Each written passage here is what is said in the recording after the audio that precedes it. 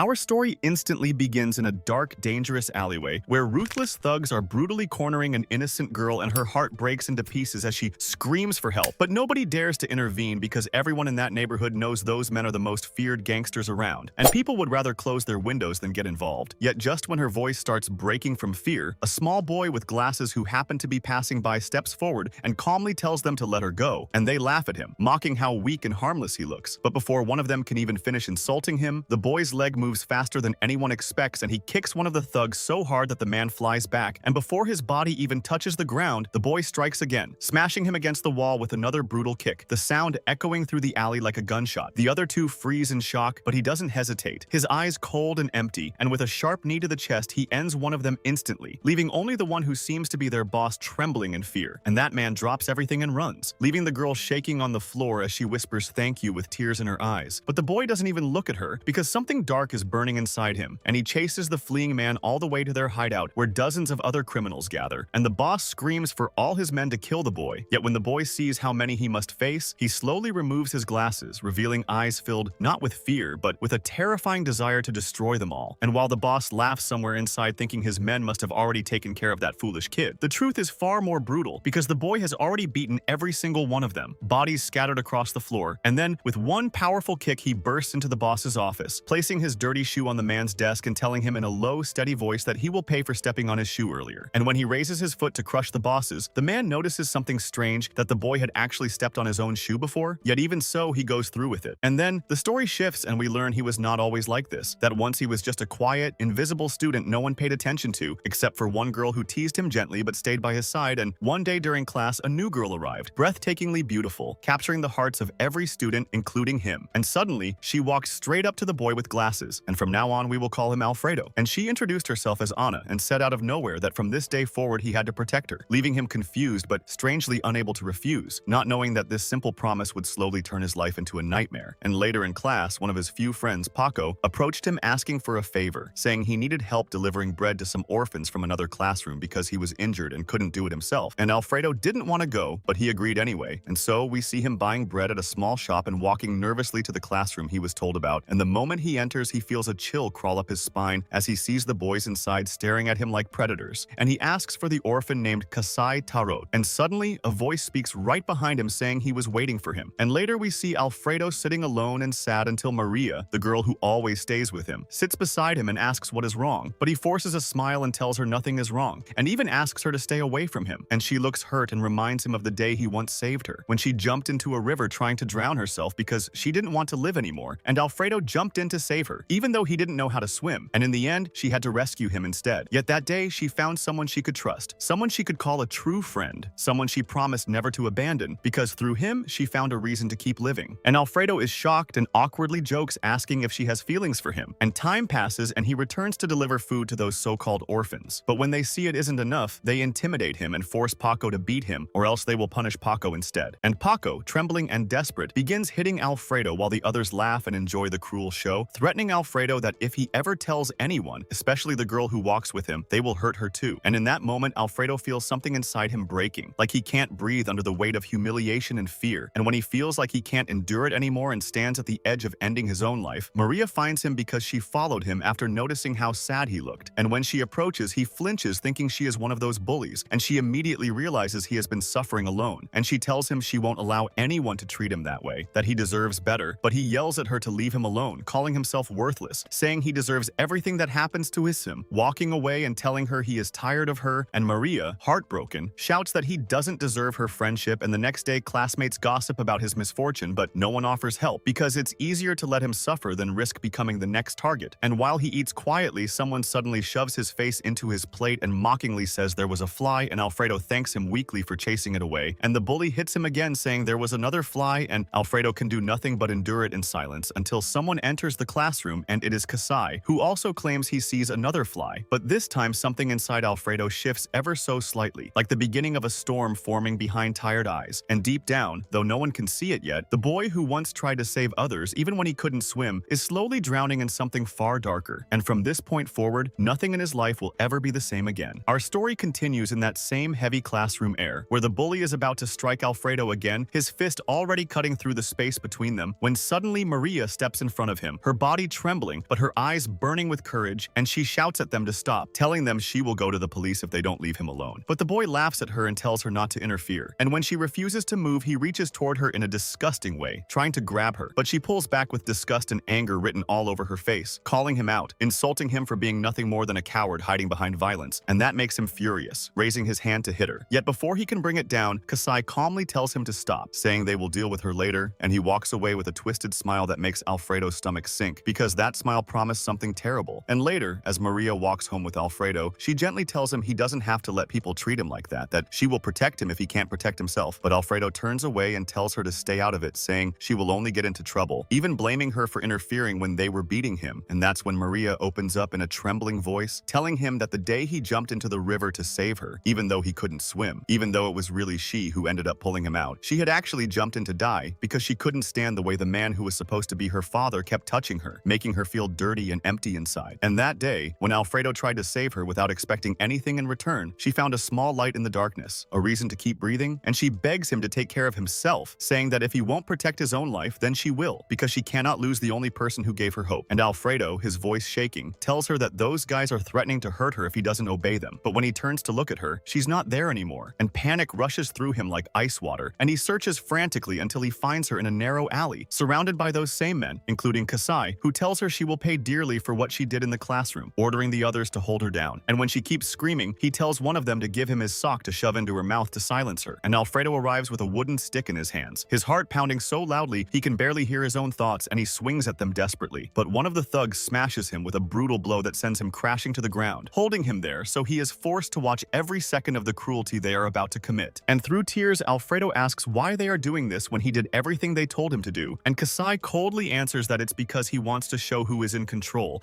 and he begins tearing at Maria's clothes while Alfredo lies there helpless, his body weak, his spirit breaking as he watches the girl who once called him her reason for living suffer in front of him. And time passes after that night like a blur of pain, and we see Alfredo searching everywhere for a way to become stronger, knocking on doors of dojos, academies, training centers, only to be rejected again and again, each door closing like the world itself refusing to help him. And just when he feels ready to give up, he sees two men trying to rob someone who looks drunk and barely standing, and with more desire to die than to save anyone, Alfredo throws himself at them, but he trips over a stone and falls at their feet, and as they prepare to beat him senseless, a powerful kick slams into one of their jaws, knocking him out instantly, and Alfredo looks up in shock to see Anna standing there, her movements sharp and controlled, and when the other attacker rushes at her with a broken bottle, she catches his arm, grabs his neck, and uses his own momentum to flip and crush him in a single precise strike. And as she helps the drunken man, who turns out to be her uncle, stand up, she asks Alfredo for help, and he supports the man without hesitation. And while they walk, Alfredo tells her that what she did was incredible, and she explains it in technical fighting terms, speaking like someone deeply trained. But this is not a lesson, this is survival. And when he asks who taught her, she calmly says her master is the drunk man she's carrying, and Alfredo can't believe it. Yet suddenly he drops to his knees in front of that old man, tears running down his face, begging him to teach him how to fight because he wants to destroy the bastards who hurt him and his. But he can't finish the sentence because the old drunk man stands up straight as if he was never drunk at all, his presence suddenly serious and heavy, and he tells Alfredo that from now on, everything will be extremely hard, making it clear he will train him. But first, he forces him to sign a strange and unfair contract before teaching him anything, and in desperation, Alfredo signs without reading it properly. And then the old man makes a call, telling someone he found new boxing agreements and to meet him at the usual place, and Alfredo doesn't understand but doesn't question it, and the old man tells him to remove his glasses, and Alfredo hesitates, saying he can't see well without them, but the man replies that it's for his own safety when receiving blows, and that scares him. And then another boy arrives asking if this skinny kid is the new punching bag, and from there we shift to an elderly man named Chul, who appears to be the head of an important organization, discussing the aggressive state of a boy named Matthias with his assistant, who explains that Matthias has stopped fighting at school, possibly affected by his mother's death, but his hunger for battle remains strong. He just hasn't found someone worthy, and back with Alfredo, he is unconscious on the ground, apparently knocked out by Matthias, who complains that his new punching bag is too weak, but the old man insists that Matthias didn't knock him out, that he simply passed out from exhaustion because he hasn't eaten or slept properly in days. Yet he also assures Matthias that he won't be able to defeat Alfredo even in his dreams, which Matthias refuses to believe. And when Alfredo wakes up, he finds himself eating food, confused about how he got there, and then realizes Matthias had been feeding him while he was asleep so he would have energy to wake up and fight again. And Alfredo jumps back in fear, asking why he wants to hit him, and Matthias says he hasn't done anything yet, but he looks surprised because he did think about hitting him and Alfredo somehow sensed it, and the old master, now called Yankee, tells Matthias he will soon soon realize he cannot knock Alfredo out even if he tries, and Matthias angrily swears he will kill him to prove he can. And Alfredo, frightened, asks Yankee why Matthias wants to beat him, and Yankee calmly explains that by signing that contract, Alfredo agreed to be a punching bag, or in nicer words, Matthias's training partner. And Matthias launches another punch that sends Alfredo flying, declaring he already won. But Alfredo stands up again, asking if they can cancel the contract, and Matthias, frustrated that he didn't knock him out, kicks him hard but looks shocked because he feels like he didn't even touch him. And indeed, Alfredo stands again unharmed, repeating that he wants to cancel the contract. And now fear creeps into Matthias's eyes as he wonders how this is possible. And Yankee explains that as long as Alfredo doesn't wear his glasses, Matthias will never defeat him because Alfredo possesses something called golden sight. And both boys stare at him in disbelief, asking what that means. And Yankee explains that because Alfredo cannot see clearly, his brain does not limit his reflexes the way normal vision does, and instead, he perceives the core of others, allowing him to predict their movements with almost superhuman precision. And in simple terms, if Alfredo takes off his glasses, he can dodge and strike with terrifying accuracy. And from that moment, something begins to shift in him, something that feels like the first spark of the monster we saw at the very beginning, the boy who could walk into a den of gangsters and tear it apart without blinking. And right after Yankee finishes explaining that strange golden sight, Alfredo looks at him with a mix of anger and confusion, and asks how he could tell he had bad eyesight in the first place. And Yankee shrugs and admits he also struggles with his own vision, so he recognized the signs immediately and understood the natural fighting gift Alfredo didn't even know he had. And that revelation lights Matthias up with excitement because for the first time, he's found a training partner who won't drop from a single hit. And he steps forward ready to swing again, but Yankee stops him, and Matthias, almost like a kid begging for a new toy, offers double the money he promised, and Yankee casually agrees. And that is how Alfredo spends the entire vacation getting hammered by Matthias again and again, day after day, feeling like he's gaining nothing, just collecting pain like bruises are his only reward. Until one day, Alfredo wakes up feeling completely messed up, as if his brain is full of fog and his thoughts are sliding around like marbles, and for a few seconds all he can think about is his glasses, like they're the only solid thing in a spinning world. And when he finally opens his eyes, he sees Yankee right there in front of him, staring as if this is normal. And Yankee asks why he's sleeping there, and Alfredo says he honestly doesn't know, that he can't remember how he ended up like this, and Yankee acts like he believes him and tells him to go home. And Alfredo leaves still dazed, but we quietly learn the truth through Anna's reaction, because she reveals Yankee was hypnotizing Alfredo, and when she asks what he said to him, Yankee answers with a calm, almost playful tone that he simply removed certain limits, the kind that make life boring, and that this switch will ignite every time Alfredo takes off his glasses. And later at school, Alfredo is eating lunch and complaining under his breath that learning to fight was pointless because no one taught him anything, and the same bullies overhear him and decide to remind him of his place, kicking him hard in the chest and slamming him into the wall, and his glasses tumble off. And when the bullies walk away laughing, Alfredo slowly rises, something sharp and cold waking inside him, and he curses them out and starts asking where Kasai is, and that makes them furious, especially with the whole school watching like it's entertainment. And one of them picks up a stick and swings, but Alfredo doesn't move even a centimeter. And right as the strike comes in, Matthias appears and stops the situation with a clean kick, declaring that nobody is allowed to hit his punching bag, and it feels like a massive fight is about to explode right there. But a teacher rushes in and shuts it down, warning them not to start brawling on the first day back, and the bullies pretend to behave, leaning in close and whispering to Alfredo that he should meet them at an abandoned construction site later if he wants things settled. And while that threat hangs in the air, we cut to Yankee and Matthias talking, wondering why Alfredo hasn't shown up to train that afternoon, and Yankee's eyes narrow like he's sensing the taste of trouble in the wind, telling Matthias that something interesting is happening somewhere and ordering him to go get Alfredo before he kills someone. And Matthias doesn't believe it at first, but Yankee explains in a low voice that Alfredo doesn't hurt him because he doesn't hate him. Yet it's different with everyone else, because Alfredo carries a deep poisonous hatred for other people, the kind that doesn't cool down, it only waits. And Matthias leaves, not to stop Alfredo like a hero, but because a part of him wants to face Alfredo at full power. And then Alfredo arrives at the place they told him to go, following a few guys who promise they'll take him to Kasai. And the moment he steps into the abandoned site, it's an ambush, shadows moving around him, weapons in hands. And instead of fear, he feels a strange rush of excitement, like the part of him that wants to disappear has been replaced by something that wants to hunt. And nearby, a girl who is about to be attacked begs for help, but the men laugh and call Alfredo trash, saying he's just asking to die and he won't save anyone. And that cruelty sparks a memory so hard it almost knocks the air out of him, because it drags Maria's suffering back into his head. And before he even fully thinks, Alfredo lashes out with a brutal kick that snaps into the attacker's neck area and rips him off the girl. And then Alfredo turns on the rest, who are armed and confident, and he grabs a brick and smashes one man's face with it, the crack of stone and bone echoing in the empty building. And another man swings a stick and strikes Alfredo in the head so hard blood spills, but Alfredo barely reacts, like pain can't reach him anymore, and he grinds the brick into the man's face in a savage blur, and when another tries to strike with a bottle, Alfredo hurls the last chunk of brick and shatters the bottle mid-motion. And as the man flinches, Alfredo jumps in and slams him with a double kick, crashing him into another thug. And when someone tries to get up with a knife, Alfredo drives a kick into his chest so violently the attacker collapses, and the remaining men panic and run, leaving Alfredo breathing hard, blood on his skin, staring wild-eyed as he searches for Kasai, ready to finish the one person he truly wants. But when he gets closer, he realizes the person there isn't Kasai at all, and rage boils over. He slams a table and storms to one of the men still lying there, demanding to know where Kasai is, and the man whimpers that he doesn't know, but Alfredo doesn't accept tears or excuses. He grabs another brick and lifts it like he's about to crush the answer out of him. And right before he brings it down, Matthias appears and shatters the brick with a single kick, telling Alfredo to calm down. But Alfredo warns him to move unless he wants to get hurt too, and Matthias's eyes shine with excitement, because this is exactly what he wanted. And he rushes in, trading punches and kicks, pushing Alfredo, provoking him, forcing him to actually face an opponent instead of helpless victims. And then Yankee steps in and stops them both. And to settle Alfredo's storm, he quietly says he knows where Kasai can be found, but he'll tell him later. And that promise finally cools Alfredo just enough for exhaustion to crash down on him, and he passes out from sheer fatigue, and they carry him back to the training place and bandage his wound. And while Alfredo sleeps, Yankee asks Anna what she saw in that boy, and Anna says she once watched him jump in to save a girl who was drowning even though he couldn't swim, and the girl ended up saving him instead. And Yankee nods like he understands exactly why Anna is drawn to him, and Anna blushes and denies it. But then she admits she thinks Alfredo might already have a girlfriend because he used to always be with the girl he saved. Yet she finds it strange because she hasn't seen that girl around for a long time. And Yankee keeps his real plan hidden because he originally wanted to use Alfredo to make money in an upcoming mixed fighting tournament. But now that he sees his niece cares about this boy, he decides he'll train him properly so he doesn't get killed. And Anna thanks him with quiet relief. And then we cut to Maria, who looks haunted and fragile, like her mind still lives inside that nightmare. And some boys bump into her, and instead of apologizing, they start to harass her. But just before one can hit her, Matthias appears and saves her. And when one of the guys throws a punch, Matthias uses a subtle movement to slam him headfirst into the pavement, and the rest back off, dragging their hurt friend away. And Matthias tries talking to Maria, but she coldly rejects him, basically telling him to get lost. And instead of backing away like a normal person, Matthias becomes even more interested, like rejection flips a switch in him. And later, Alfredo wakes up feeling like he has a hangover, touching his glasses and realizing that with them on, he feels weak and defenseless. Yet he can't forget the addictive feeling from that night, the feeling of making cruel people pay. And he finds himself craving it again, his mind whispering dark urges that scare even him. And those thoughts are cut off when Anna arrives and smiles, teasing him that with his glasses on, he looks strangely cute. And then she reminds him that without them, he turns into a deadly beast. And with a few meaningful looks, she tells him to come downstairs because someone is waiting, because they are waiting. And down there, Yankee begins explaining the tournament, but the details are complicated and he doesn't want to drown Alfredo in rules. So he keeps it simple for now and tells him the key truth. The thug Alfredo is hunting will be at that tournament, and Yankee has already signed Alfredo up. And Alfredo thanks him like this is the first time in ages he can see a path forward. And then out of nowhere, Matthias blurts out loud asking how you're supposed to win a girl's heart. And everyone laughs, shocked that this violent Don fight type has fallen for someone. And when night comes, Alfredo admits he's been roaming the most dangerous parts of the neighborhood looking for thugs because he needs to feel that rush again, that cruel fire. And he ends up in another alley where three guys start messing with him, trying to take his money. And Alfredo says he doesn't have anything. And when he stands up, one of them tells him to remove his glasses, but Alfredo doesn't listen until a slap knocks them off his face. And in that instant, it's like something wakes up inside him that only wants blood. And a huge man attacks, slamming Alfredo against the wall with terrifying strength, and Alfredo realizes he can't break free. And the big man raises a punch that feels like it could end Alfredo's life, but for a tiny second, the grip loosens, and Alfredo slides just enough to dodge and snaps a sharp kick into the giant's knee. Yet the giant barely moves. And just as Alfredo tries to finish it, police arrive and the thugs flee, accidentally saving Alfredo from what could have been his end. And as they escape, one of them asks the giant, who we learn is named Pedro, why Alfredo slipped out when Pedro never fails that hold. And Pedro says Alfredo escaped during the brief moment he loosened his grip. And Pedro smiles in a way that mirrors that earlier madness, saying he has finally met someone truly interesting and he can't wait to meet him again. And later, Alfredo feels ashamed and frustrated, hating how powerless he felt against pure strength. But Yankee explains that is simply a weight class difference, a brutal gap in raw physical category. And if Alfredo truly wants to beat someone like that, he'll have to train harder than he ever has before. And Alfredo agrees, and we see him forcing himself to eat to gain weight. And Yankee tells him that from now on, he will eat a lot and sleep twice a day so his muscles can recover from what they're about to put him through. But then Anna rushes in with new information. In the first round of the tournament, Alfredo's opponent is Pedro, a criminal known for brutal strength. And Alfredo's face tightens, and Yankee notices and asks if Alfredo knows him. And Alfredo Alfredo admits yes, that Pedro is the heavyweight thug he ran into last night, and Yankee mutters that this complicates everything. And Anna asks if she knows Pedro too, and she says yes. She saw him the day before and she could feel how dangerous he was, how insanely strong. And as Alfredo keeps eating with trembling determination, he tells Yankee he'll do anything Yankee asks, if it means he can win that match. And Yankee turns to Anna and oddly asks her how you should hit a man, and Anna answers that you strike a vital point when the man underestimates you because you're a woman. And Yankee says she's right, but then he adds the hard truth. Men like Pedro don't show weakness even when they're careless, so they need another way. And he starts listing areas where Alfredo might beat Pedro, searching for something real, something that could save Alfredo from being crushed. And at first it feels like there's nothing, until Yankee's eyes land on one thing that finally matters, one advantage Alfredo might actually have. And in that heavy moment, Alfredo feels it too, like the first thin thread of hope tightening into a weapon as the tournament draws closer and the world quietly prepares to test whether Alfredo is just a scared boy with glasses, or the kind of beast that can survive anything.